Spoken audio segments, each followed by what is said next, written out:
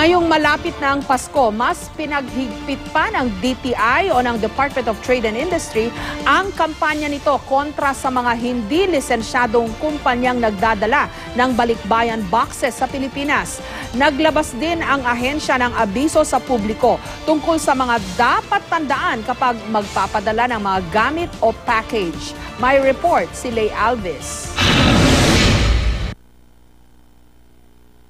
7 buwan na mula nang magpadala ng package ang pamangkin ni Evangeline Pontelera na nasa Dubai. Laman nito ang laptop at iba pang gamit para sa mga anak ng kanyang pamangkin. Pero hanggang ngayon, ni anino ng balikbayan box, di pa nila nakikita. Ang forwarder sa Dubai, nagsara na raw at wala naman daw aksyon mula sa ahente rito. Umiiyak na nga yung pamangkin ko kasi siyempre nandun lahat yung pinaghirapan niya sa mga anak niya yon.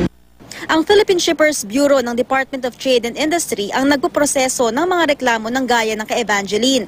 At dahil inaasahang dadami pa ang magpapadala ng mga balikbayan box ngayong papalapit na ang Pasko, pinaiigting ng DTI ang kanilang kampanya laban sa mga di-lisensyadong forwarder. Paalala ng ahensya sa mga Pilipinong magpapadala ng package sa kanilang mga mahal sa buhay dito sa Pilipinas, tiyaking lisensyado sa DTI ang forwarder na pagpapadalhan. Makikita sa website ng DTI ang listahan ng mga accredited freight forwarders. Kapag lisensyado ang forwarder, mas kumpiyansa kang makukuha mo ang padala. At kung magkaaberya man, ang advantage po ng accredited DTI freight forwarder, pag sila po yung nagkaroon ng problema, kilala po natin kung sino ating hahabulin. kaya kung masyadong mababa ang singil, magduda na daw kaagad. Minsan, nagkakaproblema raw ang mga local office ng forwarder dito sa kanilang partner sa ibang bansa. Kaya di makapagbayad sa customs para makuha ang mga cargo. Pero di raw tinatanggap ng DTI ang ganitong katwiran. Mainam din daw na iwasan na lang ang pagpapadala ng mga mamahaling gamit gaya ng TV, laptop o luxury goods. May mga pagkakataon daw na nade-delay ang package dahil hindi tama ang declared value. Kaya na-hold ang kahon sa Bureau of Customs. Magkakaroon nga ng konting aberya dahil kukontakin yung consignee dito, kailangan magdagdag ng pambayad ng buwis.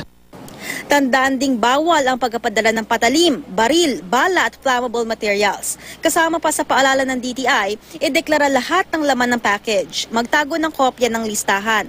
Itabi ang official receipt at iba pang shipping documents. Alamin ang pangalan at contact number ng tanggapan o kinatawan ng forwarder dito sa Pilipinas.